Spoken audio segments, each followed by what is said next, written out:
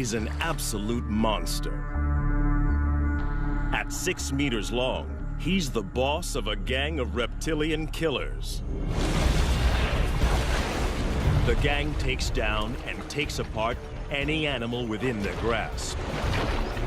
But everything belongs to the boss. He rules by sheer size and explosive violence. He will maim or kill to keep control. But this year, a young male takes on the brutal hierarchy of the Croc Ganglands.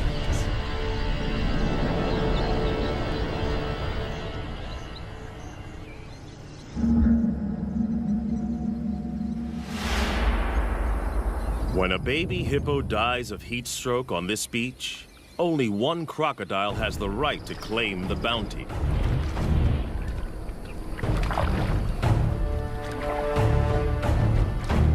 He is the Croc Boss, the godfather of the ganglands. In crocodile hierarchy, size is power, and for many, many years, his 1,000 kilograms has topped the scales. As biggest croc on the beach, all food is his.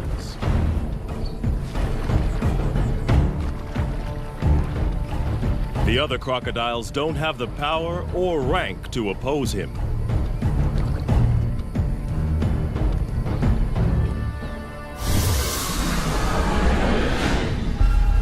The boss didn't discover this carcass. One of the subdominant males found the prize.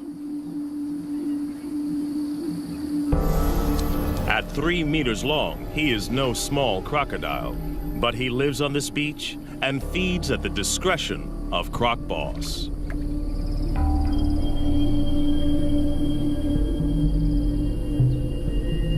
All the smaller crocodiles understand the rules. They only eat if the boss allows it. All along the river, territories work the same.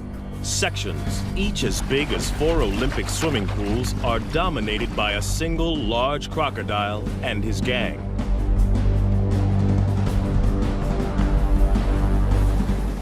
Croc Boss is the biggest of them all, but for most of the year, there is a peaceful truce between him and the other leaders. Border skirmishes mostly occur during the mating season. Smaller crocodiles may join the gang as long as they obey 3 simple rules. Croc Boss gets the best food. He is respected at all times, and only he mates with receptive females. Gang members break the rules at their peril. But there is always a younger rival, trying to get big enough to become a boss in his own right. These pretenders are shadow bosses, waiting for their moment. We call them phantoms. There have been other takeover bids. A smaller male tried to mate with one of the boss's females.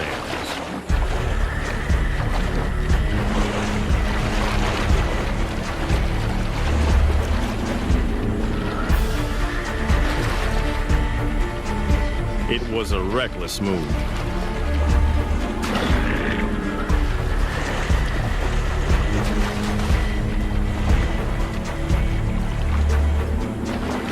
The challenger's bony armor was no match for the boss's brutal bites, as powerful as a trash compactor.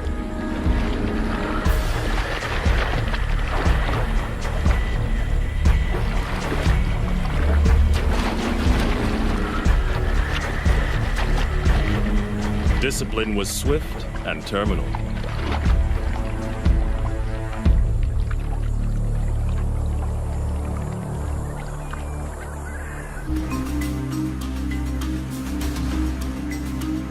This Croc Boss's territory in Africa is a stretch of the Luangwa River in Zambia, in the South Luangwa National Park. It's a crocodile killing field, especially during the severe dry season. Inland lakes and pools dry up. And the river is the only water for kilometers around. All animals in the area must make long treks here to drink. And in 40-degree heat, many don't make it. The river's a lifeline and a death zone.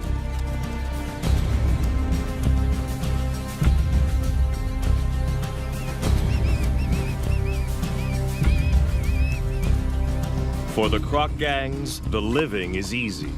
Even the smaller ones get to feed.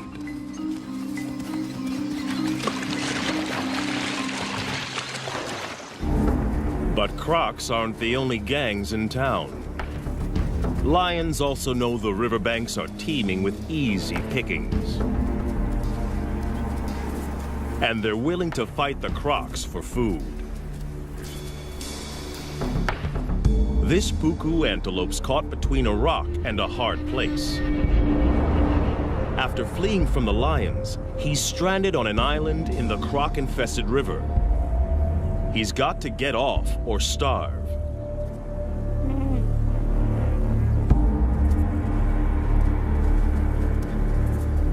The lions won't swim after their prey. They'll wait for it to make a mistake.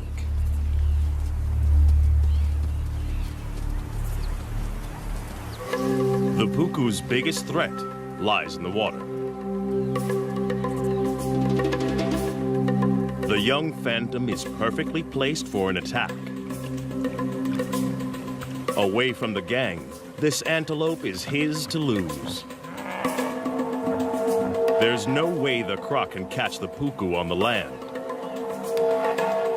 But there's no way the puku can outswim the croc. It's like a game of chess with life and death stakes.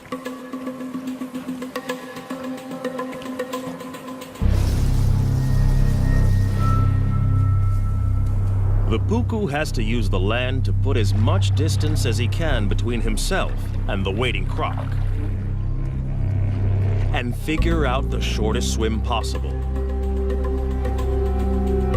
The croc must anticipate the puku's escape route.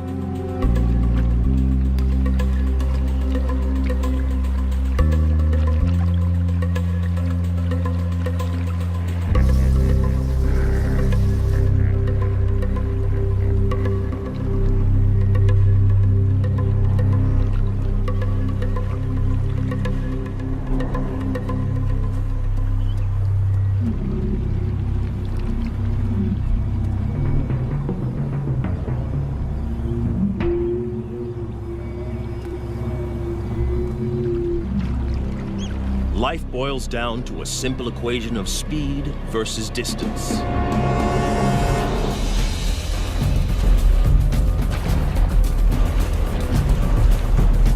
The croc submerges like a torpedo to reduce drag in the water.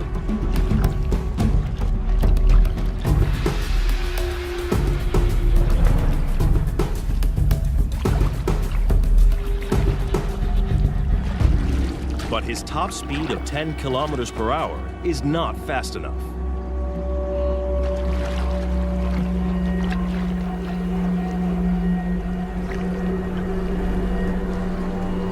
The puku's calculations pay off.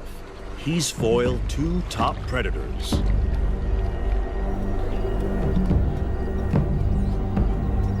The young croc misses an easy kill.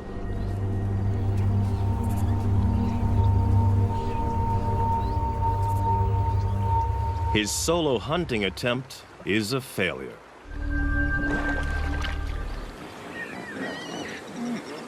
But the dry season has another food bonus on offer. Huge numbers of hippos crush together in the Luangwa's diminishing deep water holes to keep cool. No crocodile, even one as big as Croc Boss, would attack a full-grown hippo.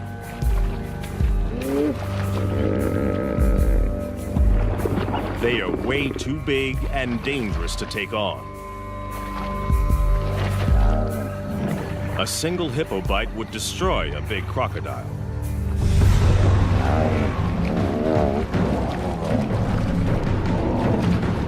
But the crocs don't need to try to kill the hippos.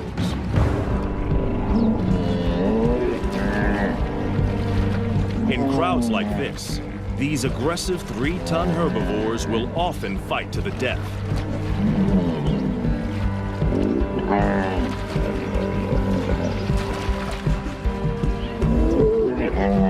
Leaving the croc gangs with a meat bonanza. A hippo carcass is one of the rare occasions when rival gang members join forces. Up to 200 crocs from different factions feed together. In fact, this cooperative frenzy serves a useful purpose. Crocs' jaws don't move from side to side. When the carcass is in water, they need others to pull against to help them rip off hunks of meat. It'll take them less than 2 days to completely demolish a 1-ton hippo. With the most acidic stomach of any vertebrate, crocodiles can digest every centimeter of a carcass. And as usual, the final chunk of meat goes to the croc boss.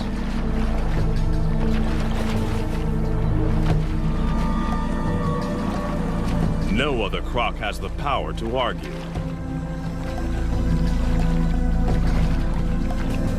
Cooperation is officially over.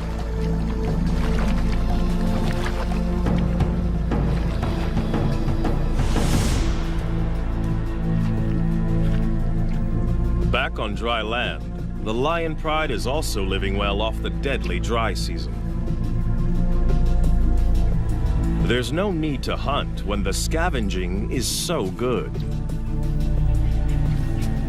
They rule the riverbanks just beyond the croc's reach. They own this feeding ground, and the crocs know it. Even Croc Boss won't come up here to try to take this carcass off the lions.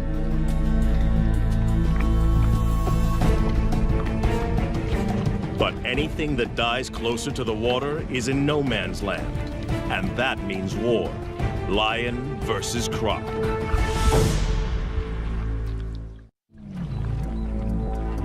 A dead elephant offers up a gigantic feast for the croc gang. They didn't kill it. The deadly dry season serves up another meat mountain. In this brutal time, even elephants are vulnerable. They need massive amounts of water, up to 200 liters a day. If they don't get enough to drink, heat stroke can quickly kill them.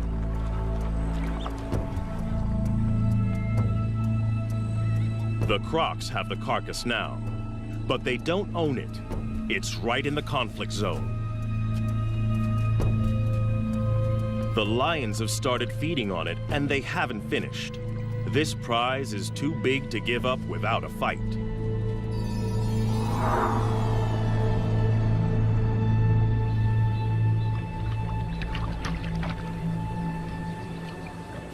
One young male wants more.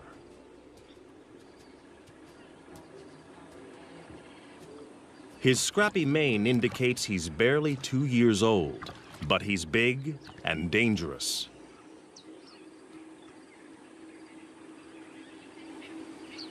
Most of the crocs know to keep their distance. Even this immature lion can kill them. But the inexperienced smaller crocs are willing to take him on.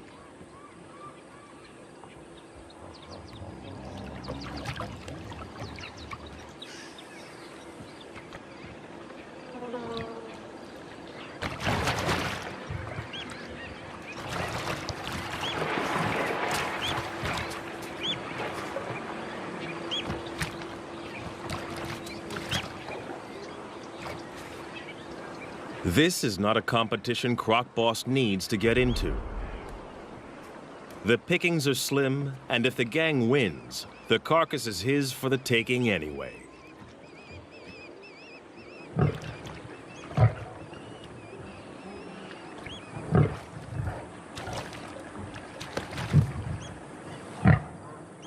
Without backup, the young lion isn't sure of himself.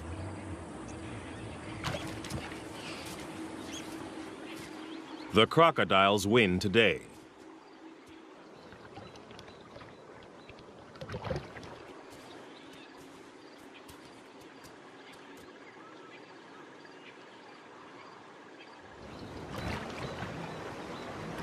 The gang now goes to work as fast as they can.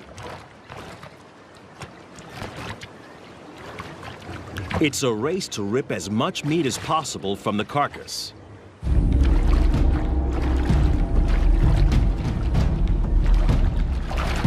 The young pretender wrestles a leg joint away from the smaller gang members. Aggression, theft, and brutality are the ultimate tools for survival. In crocodile hierarchy, bigger individuals are always looking to exploit the little guy.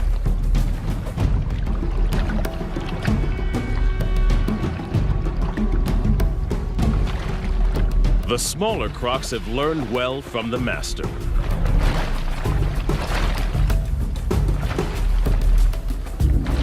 But there is only one master. Croc Boss comes to claim his dues.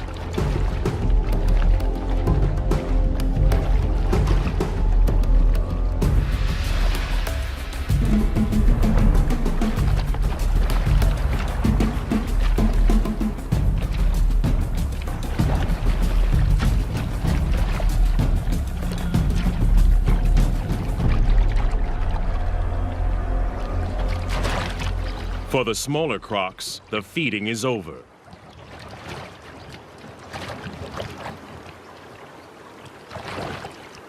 There is no way for the Phantom to mount a challenge.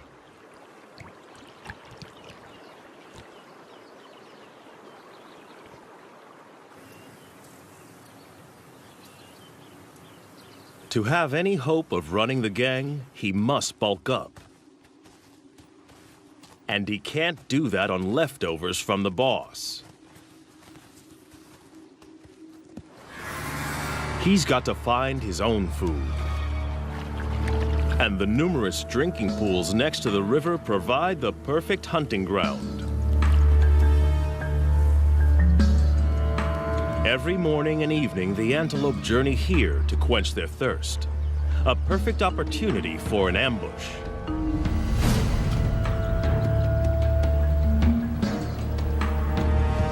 But the impala are on high alert.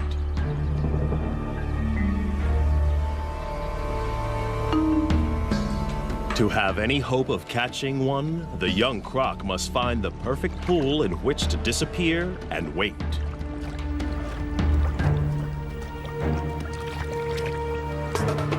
The impala are smart to the crocodile's strategy. They try to drink together where there's safety in numbers.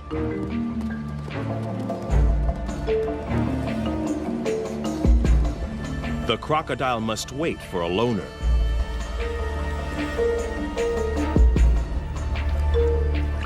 The trap is set.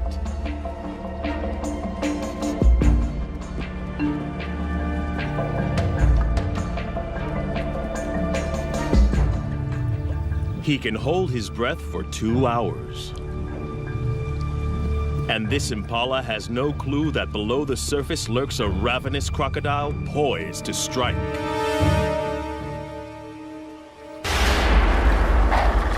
The young croc blows it. Impatience costs him a meal. Crocs can launch their entire body out of the water in less than half a second. But timing is everything. And he has a lot to learn.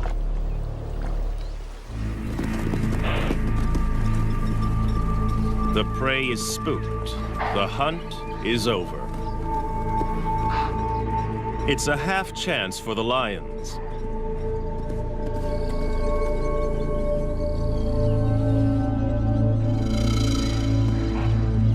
But it's a long chase, too exposed. And they're not that desperate.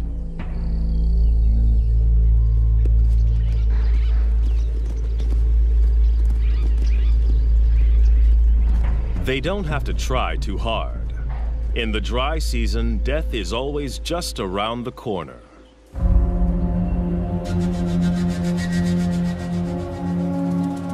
After the unsuccessful hunt, the young croc has to recover and recharge his batteries. Crocodiles bask to keep their body temperature up and digest more efficiently. Crocodiles are not cold-blooded. Their bodies are as warm as ours most of the time.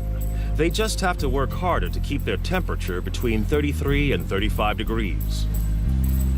Phantom needs to regain energy. During extreme exertion, crocodiles build up a huge amount of lactic acid. This is toxic and must be eliminated from their systems. The only way is rest. Part of Croc Boss's success is his energy strategy. He lets the smaller gang members exert themselves. They work and he eats.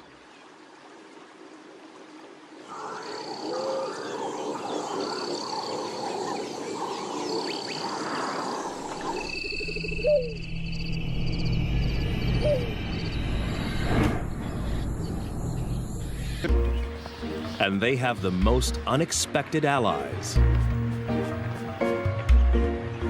Water birds are usually fair game for crocodiles. But during the dry season, there's a truce. The birds don't fear the crocs. Instead, they collaborate with them. As water disappears from the inland lagoons, fish become trapped in the shallows. Jammed together, they are easy for the birds to catch. Every attempt nets a mouthful of fish. The crocodiles benefit in exactly the same way and work with the birds to corral the fish into ever tighter spaces.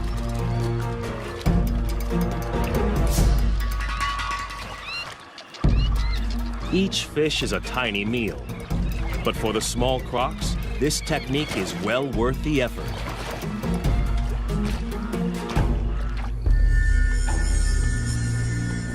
But for a monster like Croc Boss, chasing small fry is a total waste of energy. He'll wait and preserve his energy for bigger game and other activities that are his alone to enjoy.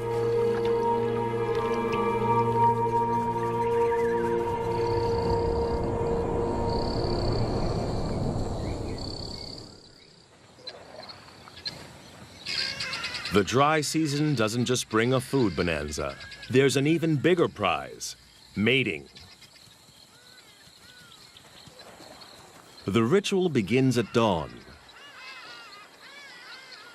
Lifting their heads, the females show submission and look for the most powerful croc to mate with.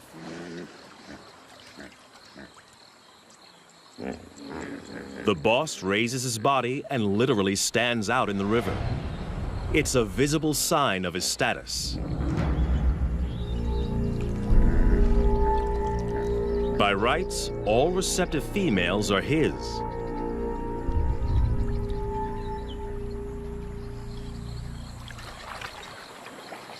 But the young pretender is also drawn in.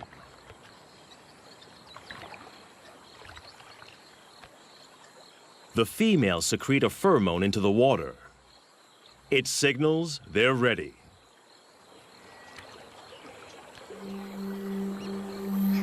But even the boss must perform before he can mate.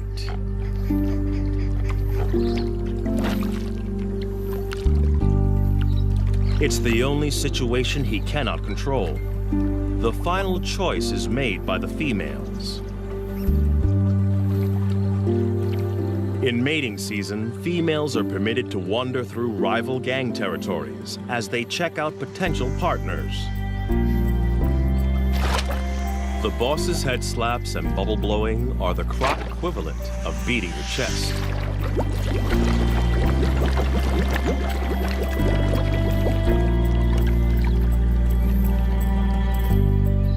It works.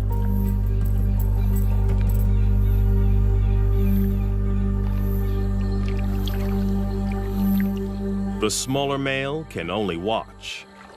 For a 1-ton monster, the boss's mating ritual is surprisingly tender. He blows bubbles that delicately tickle the female's sensitive neck area.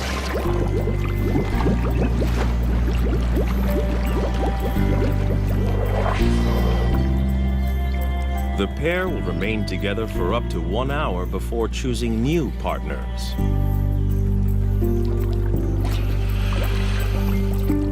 But one smaller female is not prepared to wait.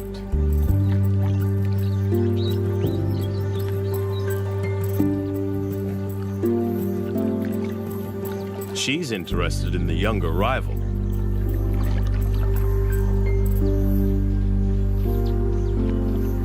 The boss's dance is coming to the end.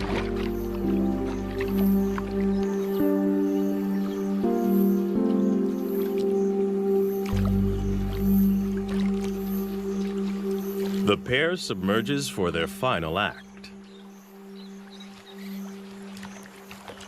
And while his leader is underwater, Phantom chances his luck.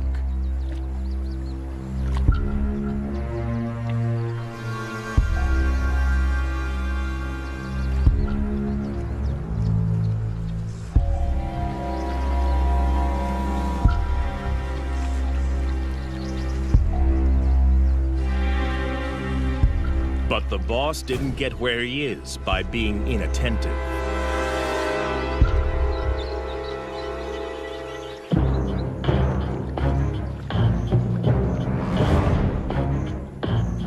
For a junior to mate with one of his females is the worst kind of disrespect. He must be punished. Others have been killed for less. The young croc is now swimming for his life. He's offended in the worst way. And Croc Boss will kill him if he can catch him. But his chase is half-hearted. The boss is still distracted by the mating privileges that come with his position.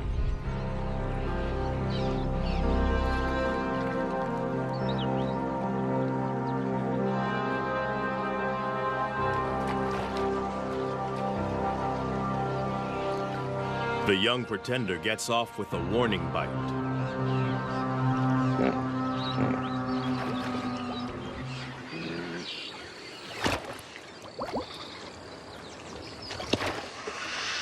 Now the insubordinate is dealt with. The boss can return to more gentle pursuits.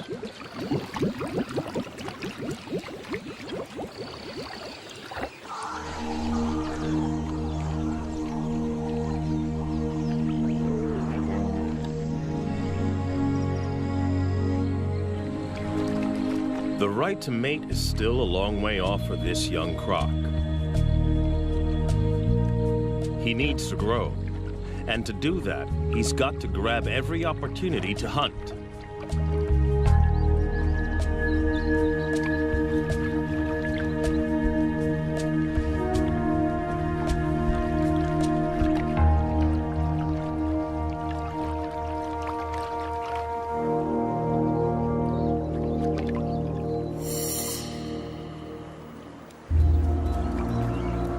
Fortunately, the relentless dry season serves up an endless convoy of thirsty prey.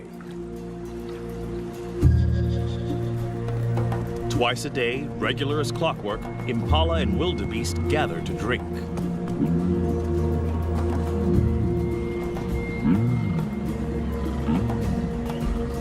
It's another chance to make a kill.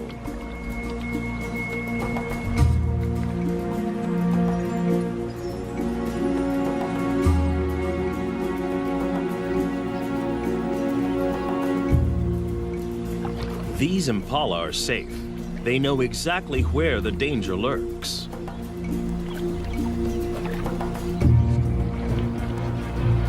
Some even follow the croc to keep an eye on him.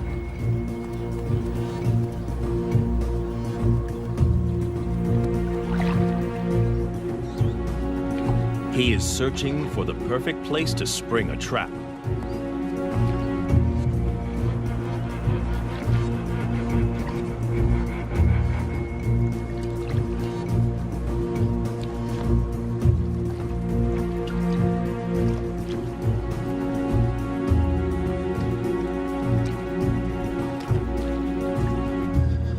Even when he finds a likely pool, watching impalas raise the alarm. They snort to warn others to stay away from this drinking spot.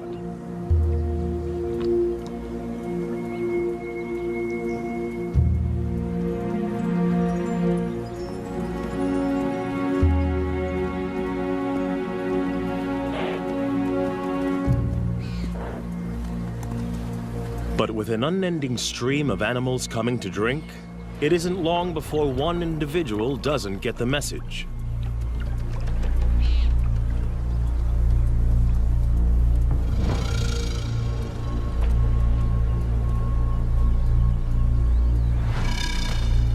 Even though this impala senses something, it's compelled to drink.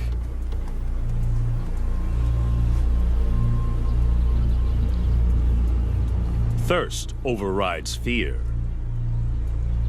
But it's braced for danger.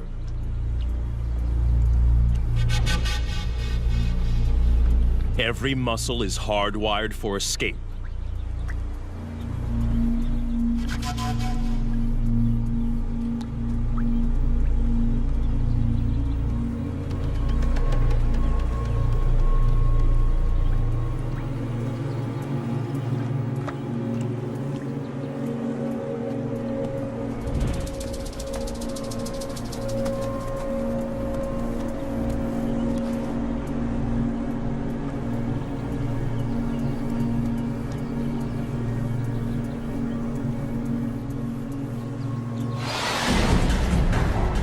Perfect strike. But can the young croc hang on? For a second, it looks like this impala might escape. But it dislocates its leg, and it's all over.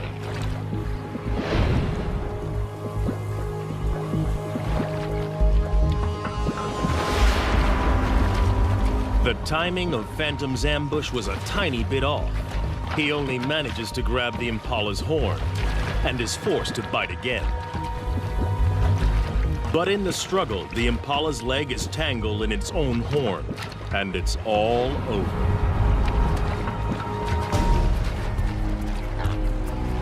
It won't be a quick death. He will have to drag his kill into the deeper river to drown it. Ambush hunting is what crocs do best. But timing is everything. Phantom's first attempt was too rushed, and he lost his meal.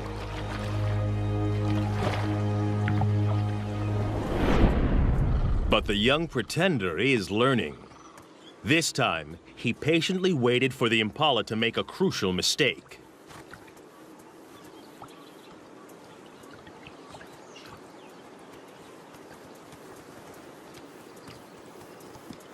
As the ram is joined by the female, he relaxes and drinks for a fraction of a second too long. A fatal error.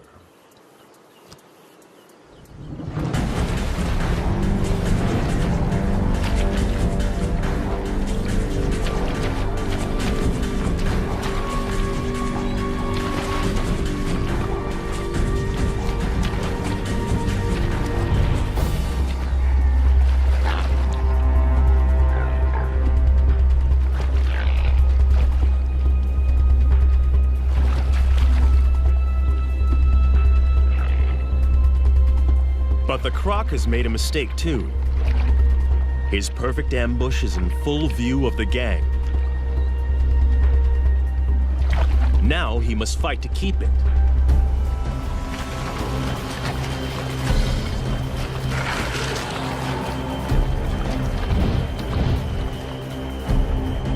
And the croc boss has also seen the takedown.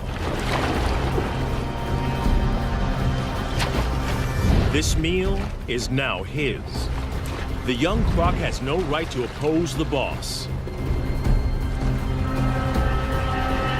But he's not going to give it up willingly. He's hungry and stubbornly hangs on. But he hasn't the strength to compete.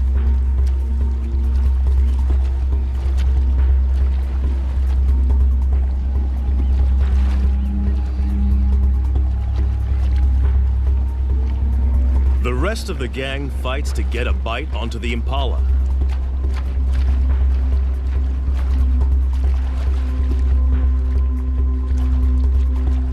They try to lock on before the boss begins his death roll.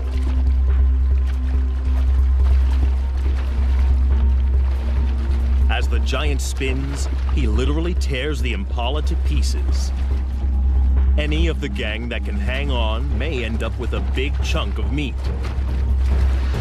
The impala has gone from living animal to meat chunks in a couple of seconds. Some of the gang manages to snag a piece, but not the pretender. In the ganglands, catching the prey doesn't guarantee you eat the prey. Hunting and fighting are a major drain on a smaller crocodile's energy reserves. Phantom must rest to build up his strength.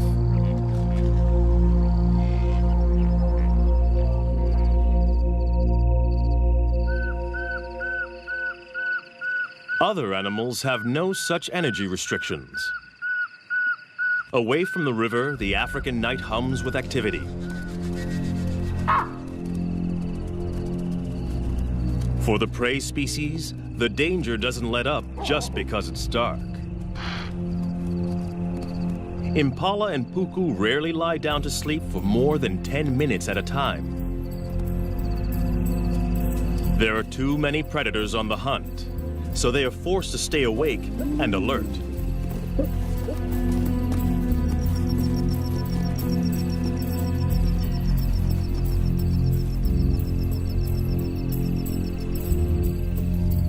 Lions take advantage when the crocodiles can't.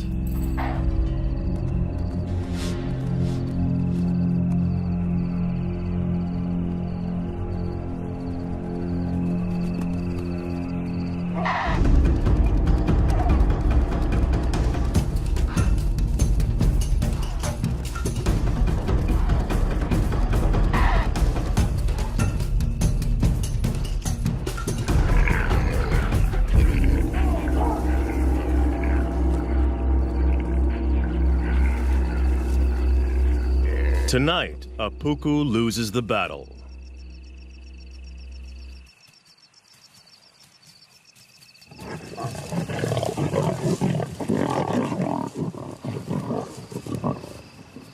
Dry season around the Luangwa River is not a good time to be a herbivore.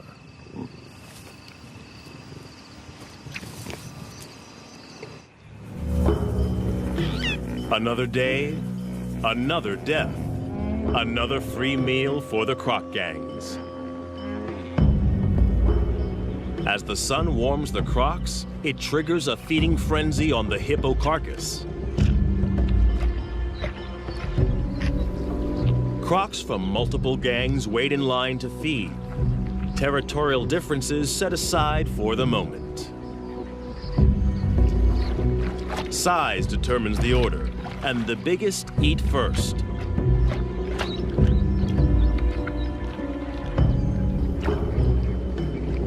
The young pretender and the other smaller crocs must wait.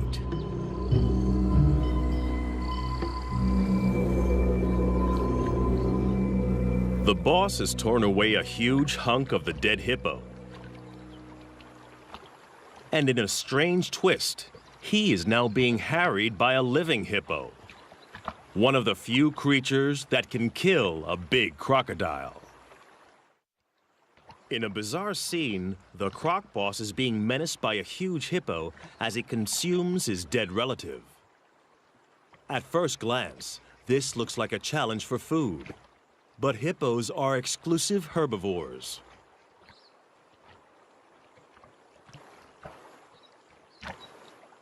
They've been known to lick carcasses, possibly for salt or minerals. But something else seems to be going on here. Perhaps like elephants, the hippo senses the death of one of its own. But it looks like the hippo is being aggressive. Perhaps this is some kind of primitive emotional reaction. Whatever the hippo's motivation, the huge crocodile knows this is dangerous. With 50-centimeter-long canines and a bite force 27 times more powerful than a human's, this hippo could easily skewer the huge croc. For the first time in a long time, the boss is being pushed around by a bigger beast.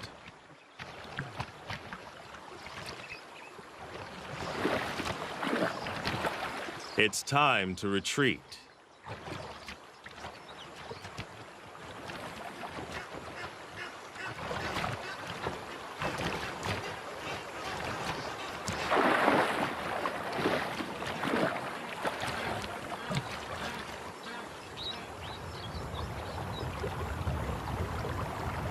Success in a croc gang is all about being a consummate opportunist. And now the young croc sees an opening. A chance for food. Perhaps the possibility to gain ground in the gang. But the croc boss doesn't share. And this bid for food has been interpreted differently.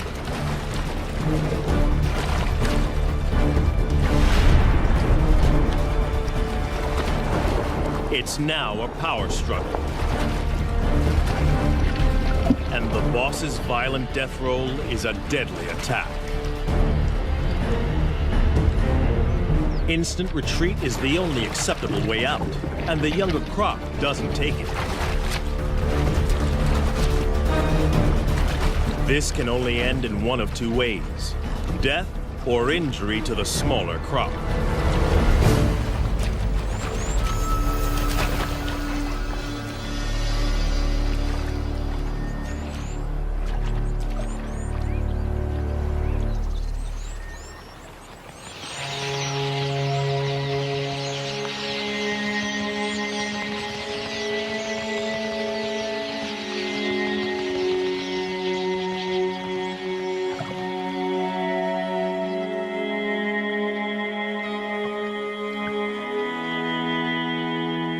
He gets off lightly. He is alive. But it's still a disaster.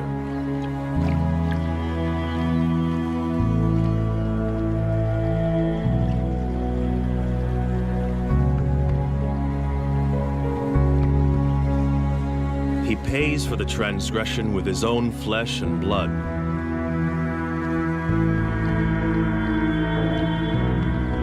The monster croc ripped his top jaw clean off.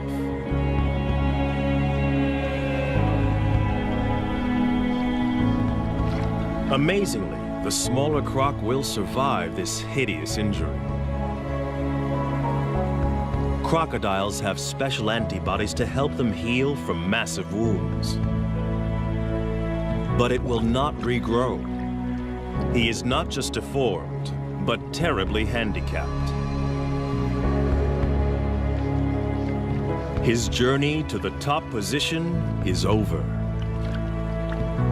From now on, he will be the last in line to feed. The croc boss and every crocodile, small or large, must now be shown subservience by the challenger. Even by nature's own harsh measures, the croc ganglands are a brutal environment.